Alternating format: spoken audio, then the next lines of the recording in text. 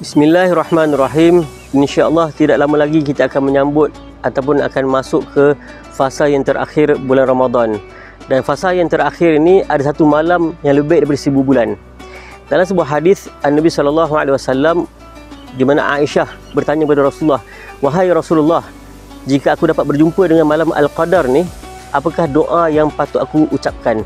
Maka Nabi sebut, doalah, "Allahumma innaka afuwun tuhibbul afwa fa'fu anni." Maksudnya apa? Ya Allah, Engkaulah yang Maha Pengampun dan suka mengampunkan, maka ampunilah daku. Dan inilah doa yang terbaik yang kita semua boleh amalkan ketika mana bulan Ramadan, dan khususnya ketika pada 10 akhir Ramadan. Mudah-mudahan doa yang mustajab ini, doa yang terbaik ini kita amalkan, Allah Ta'ala akan ampunkan dosa kita semua. Dan dalam hadis Nabi sebutkan juga, tidak ada doa yang lebih baik bagi hamba-hamba Allah Ta'ala ini melainkan dia memohon doa untuk keampunan dirinya sendiri dan memohon afiah daripada segala ancaman, segala dosa dan sebagainya. Dan inilah kekuatan doa. Doa silahul mukmin.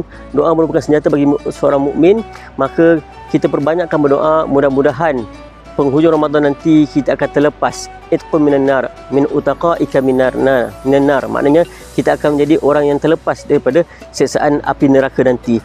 Jadi insya-Allah tuan-tuan sekalian, gunakan kesempatan waktu yang ada ini, perbanyakkan doa, perbanyakkan istighfar, perbanyakkan kita memohon keampunan. Mudah-mudahan saya, tuan-tuan sekalian, kita diampunkan dosa dan insya-Allah kita keluar bulan Ramadan ni dalam keadaan suci, bersih, dalam keadaan putih, pakaian yang putih, dan insya-Allah itulah bekalan yang terbaik yang boleh kita bawa ketika mana keluar Ramadan nanti, insya-Allah.